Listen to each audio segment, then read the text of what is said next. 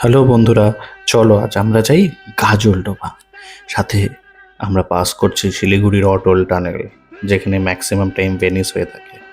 করে নিয়ে আমরা উঠে পড়বো এবারে আমাদের মেজো রাস্তায়। উঠে পড়লাম মেজো রাস্তায়, উঠেই দেখি দাদা পেয়ে গেছে। যাই হোক, পাড়ার বুবাই পল্টুরা গরমে পচা ডোবায় নেমে পড়েছে।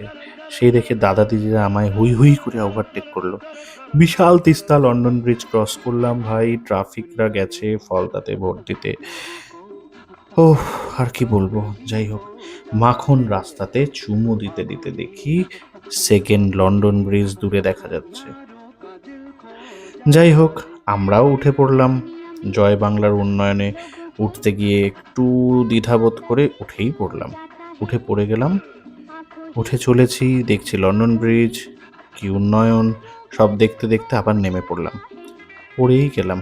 যাই হোক, রাস্তা জঙ্গল দেখতে দেখতে দেখা মিলল নবিতা আর সুজুকার। হ্যালো। তারপর মাখন রাস্তার আর আমার গাড়ির সাথে প্রেম হলো। ওরা দুরন্ত প্রেমে দৌড়াতে লাগলো, সাথে স্বর্গ থেকে পুষ্পবৃষ্টি হলো। এই দেখে সব করতে করতে গাজলডোবার মাত্র 10 কিলোমিটার দেখা দিল। দুরন্ত প্রেম চলতে থাকলো, গাজলডোবার দিকে আমরা এগোতে থাকলাম। দুটো ছাগল পাশাপাশি বন্ধুত্ব করলো। তাই দেখে নবিতা বলল, আমরা কেউ 2 নম্বরই নয় দাদা, আমরা কেউ গরুবে। যাই হোক, সরি। এই করতে করতে সুন্দর মাখন জঙ্গলি রাস্তা দিয়ে আমাদের প্রেম দুরন্ত হতে হতে এগোতে থাকলো। আমার টি শার্টের ব্যাক প্রিন্ট ভিউজ বাড়াবে ভেবেই নবিতার সেকেন্ড চুমু ফলোয়ার্সদেরকে। সবাই খুব খুশি হলো। সাথে সাথে একদম ক্লাইম্যাক্স সিন চলছে, সেই সময় কি হবে কি হবে ভাবতে ভাবতে জাস্ট ঘুমটা ভেঙে গেল আর ভোরের আলো ফুটে উঠলো ঠিক সকাল 12টা 50 মিনিটে নর্থ বেঙ্গলে। এত সুন্দর সিনিক বিউটি নর্থ বেঙ্গলের, যে কারণে নর্থ বেঙ্গলকে উত্তরকন্যার রানী বলা হয়। যাই হোক, ভুলভাল কথা বলছি, জাস্ট হজম করে নেবেন। এইসব করতে করতে আমরা তিস্তা মহানন্দার কানেক্টিংয়ে এগোতে থাকলাম। মিলিটারিরা আমাকে পাহারা দিতে দিতে আমাদেরকে নিয়ে গেল। দূরে দেখা মিলল লন্ডন ব্রিজ 3.0, পাশেই বাকিংহাম প্যালেস। এরপরে আর কি বলবো, উঠে পড়লাম উন্নয়নের দ্বিতীয় সফরে 2026। অসাধারণ জায়গা, অসাধারণ উন্নয়ন। যাই হোক, জয় শ্রীরাম। এই বলে আমরা উঠে পড়লাম। উঠেই দেখি সুন্দর সুন্দরভাবে সব কাপলরা সেলফি তুলছে, কারণ এটা এখন উন্নয়নের জোয়ার। সেলফি তুললেই ফলোয়ার্স 1 মিলিয়ন। যাই হোক, জলে ভেসে যেও না, পেট্রোলেই থাকো। আমরাও ভেসে গেলাম। তারপরে দেখি লোভনীয় ফুচকা বিক্রি করছে এক দিদি, সেই ফুচকা খেয়ে আবার এগিয়ে গেলাম, কারণ এগিয়ে যেতেই হবে, এগোনোর নামে জীবন। তোমরা মজা পাচ্ছ তো? যাই হোক, আজকে একটু মজা করেই করছি ব্লগটা। দেখো, গাজলডোবা চলে এলাম, অনেকক্ষণ অনেক মজা করলাম। দূরে দেখি মাঝি মাল্লারা ঘুরে বেড়াচ্ছে, তারপরে এদিকে আবার সেলফি। এই করতে করতে তিস্তা ব্যারেজ ক্রস করলাম। নেমেই গাড়িটা রাখলাম, রেখে তোমরা নিশ্চয়ই এসছো। এসেই দেখি চিংড়ির মুন্ডু দেখতে পেলাম, যার রং গেরুয়া। যাই হোক, রাগ করো না। গেরুয়া রঙের চিংড়ি দেখে দরদাম করে রুদ্রনীলের মতো একটু অ্যাটিটিউড দেখিয়ে খেয়ে ফেললাম টোপ। সাথে বরলি হলো ফাও, নর্থ বেঙ্গলের শান, বরৌলি মাছ। কে কে ভালোবাসো? আমিও খেলাম, খেয়ে জিভ পোড়ালাম। জিভটা পোড়ালাম ঠিকই, কিন্তু মুখটা পোড়ায়নি।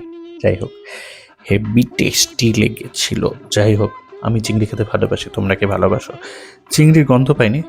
এই করতে করতে তার পাশেই তিস্তার চরে নামতে গেলাম, দেখি একটা পুচকে আমায় দেখেই পালিয়ে গেল।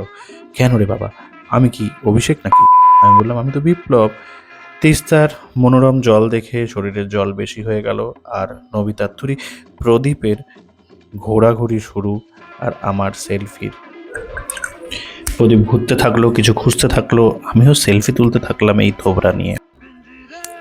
সেলফি তোলার সাথে সাথে আমরা এগোতে থাকলাম, প্রদীপও এগোতে থাকলো, তিস্তার জলও বাড়তে থাকলো, কিন্তু কেউ দেখতে পেল না।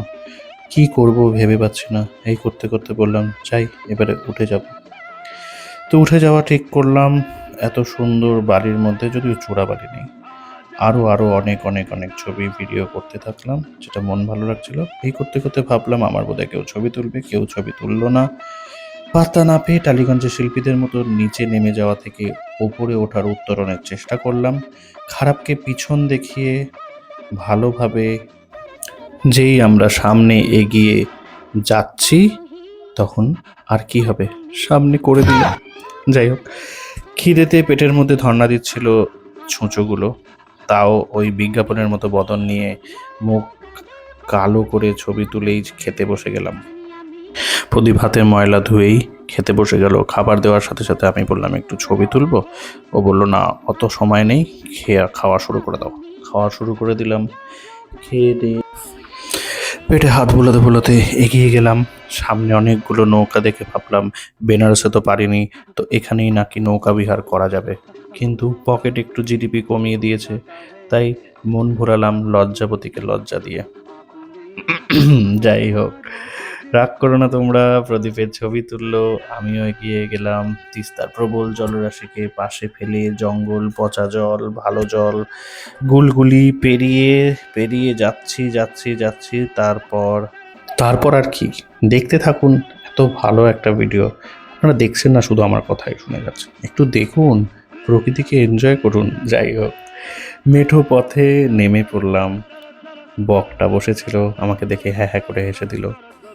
মাথা খারাপ হয়ে গেল, সেটা ডকুমেন্ট হিসেবে প্রদীপ তুলে রাখলো, পরে দরকার পড়বে বলে এবারে আমরা টাটা জানিয়ে শিলিগুড়ির দিকে ফিরে এলাম। আস্তে আস্তে কত রাস্তা, কত কিছু, সেম রাস্তা, সেম, আর কিছুই না।